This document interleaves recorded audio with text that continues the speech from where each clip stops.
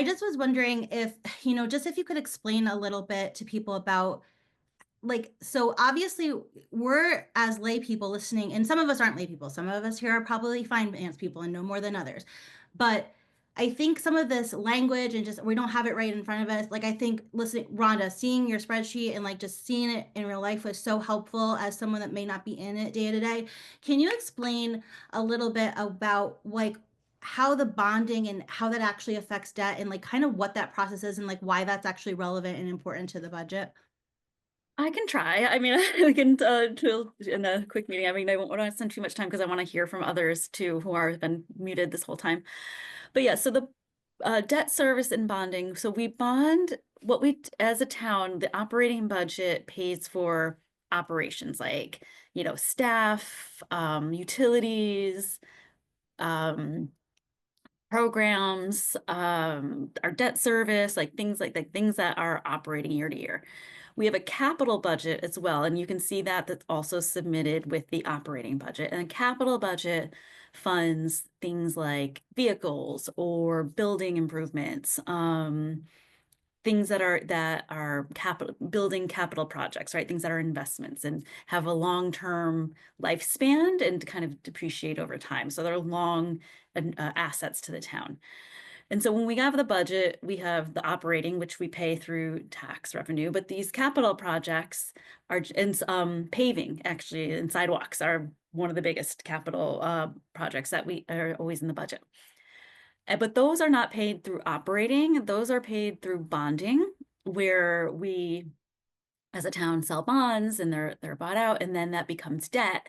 So we, if it the paving is generally like $3 million a year, and then so you could have a capital budget that could be like $15 million a year. So you sell the bonds and you end up having debt service. That is what we talked a little bit about before. So you're, paying the interest and then you'll pay that back over 30 years. So you don't end up getting that $15 million in your budget all at once, but you do take on an obligation, the debt service obligation. And I think last year, I mean, and it's not a hard number where you can say it's, going to be XYZ because it depends on interest rates and all the different things. But last year when we talked about this during the budget season, it was roughly like $1 million, 100,000 for every $1 million, I think is what it was. Don't quote me on that. That could be wrong.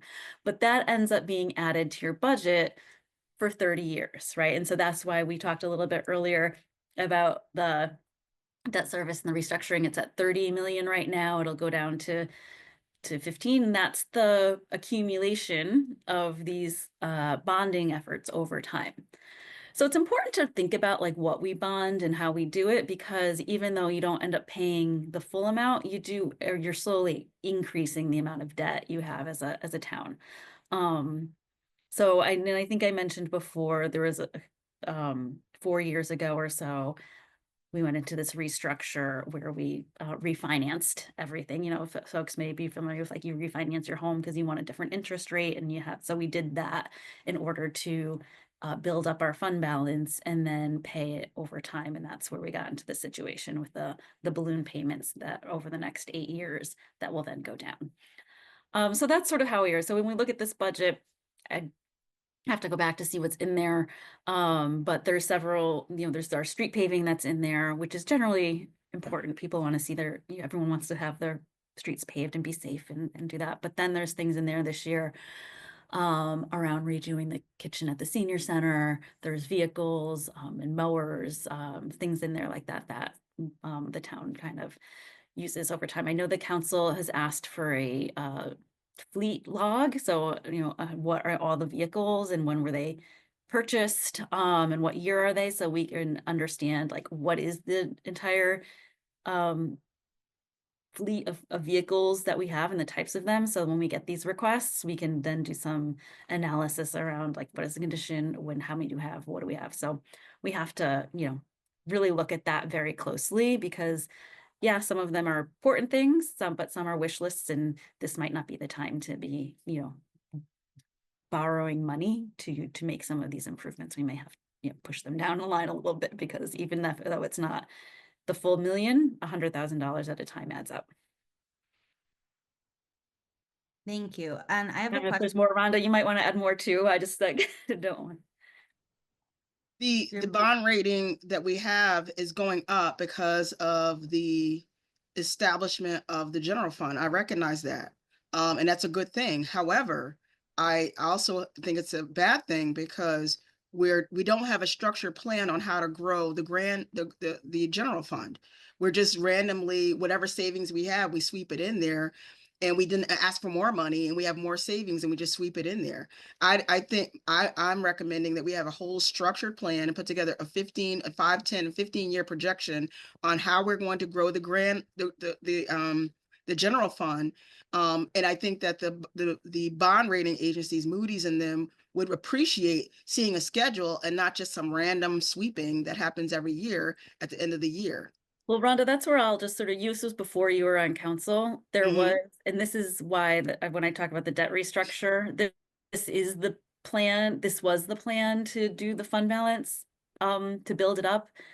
But it was like you said earlier, very fast. It was very fast. So we went from like almost nothing to Right. like we now have a really good, robust fund balance. Everybody, we have like $27 million in there, which is It was great. 37 in 2023. But we did it really quick. Right. um And it's it's just like a replacement reserve. I mean, if you're going to have reserves for your house or your building, I manage buildings, we have reserves. We budget what we're going to put in the reserves, and that reserve money is below the line. We don't have that effect. That comes after our NOI. So I mean, I'm not doing that. We're gonna take it out of what cash flow we predict to come, but we structure it. We don't just You can't have $18 million of budget surplus and then just roll it in there without a plan, and then ask for more money the next year because you're saying we need more money when you really didn't, because we didn't spend what we already had and we just put it in the fund. I mean, and how low our interest rates are going to be, how low really are interest rates right now with Moody's? I haven't really investigated that. I can go look that up and find out this um general fund, how low, what's the difference between our interest rates before we had the general fund established and what is it now? How much money is it really saving us? And if it really is saving us, why are we not realizing it in our taxes? If we're not realizing the savings and the lower interest rates from the Moody's better bond rating because of this increased general fund, then we should do it slower and not ask for more money. Let's just do it slower, because if it's not really helping us that much, that's going to lower. I mean, we're asking for $15 million more right now for 2026. It's just not sustainable. I agree, Sophia. This is not sustainable. We cannot continue to ask the townspeople for this. I mean, I don't have $300 more a month to give to the town for services. I am going to ask a couple of these questions too related, and I'd love anyone from the council, Rhonda, please also, continue to talk, like weigh in, because these are questions, like, as I mentioned, I just put some stuff in this presentation, but I got a lot of the same questions over and over again, and I don't have the answers. So the first thing is, obviously, many of us may be familiar with the fact that historically, for a long period of time, we were underfunding pensions that are now coming due or have been coming due. And so essentially, without getting into the nitty gritty, it means that we weren't putting money in when we should have been, and now we owe a lot of money and we're paying it now. So instead of it kind of being spread out over time, we have these big payments that we're essentially paying into. And I'm really simplifying things. But the question that I have here is, there are towns like North Haven that have transitioned to different models where they have more like 401k models for the employees, things like that. Is that a feasible transition for the town, and would that save money? That's a big question that I'm hearing. Someone weigh in. Um, Unfortunately, the council does not negotiate union contracts. That is something that is negotiated by the mayor's office. I don't think, I'm not, maybe I could be wrong. This is just what I've heard, that we don't have internal staff that does the negotiations with the unions. I think we have an outside contractor that does the negotiations with the unions on contracts and benefits and things like that. So what we get is the final product. As a matter of fact, on the day that the mayor presented her budget, that in the consent calendar on our agenda for March 17th. It was a whole list of union contracts that we all approved through consent calendar. And consent calendar means that there's a whole list of things, and President Baez asked if anything needs to be taken off so we can talk about it, or we just vote as for this whole list of things. And there was about 4 contracts that were being approved at that time. So we don't get involved with that. I would think that they might want to look at some of this at some point, but we don't have any really control over the negotiations with the unions, police, the fire, the supervisors union. We don't have control over that. And that's something that we would need definitely strong leadership in the mayor's office to make sure that things are being negotiated in the best interest of the town. The council is not allowed to have a person in that office. In fact, the labor attorney does not come to us until after they've already agreed on it with the union that they're negotiating with.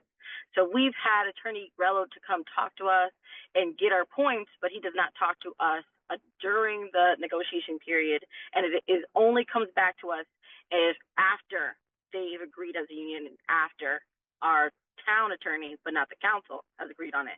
So we really have no say in what's happening.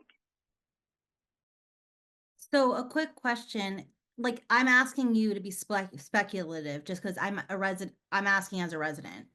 So obviously we understand that you don't have a say in that, and that's unfortunate because I feel like we're having such a great conversation, which we wish you had a say. But with that said, why do you think we haven't transitioned to a different model? Like, have you heard conversations? Like, are these things that are at least been talked about from things you've had or heard? If you don't have an answer for that or you haven't heard anything about it, that's fine. I'm just curious if being within the office, you've heard anything. Not since my term. I haven't heard anything about revising or changing or eliminating any of the benefits to the unionized employees.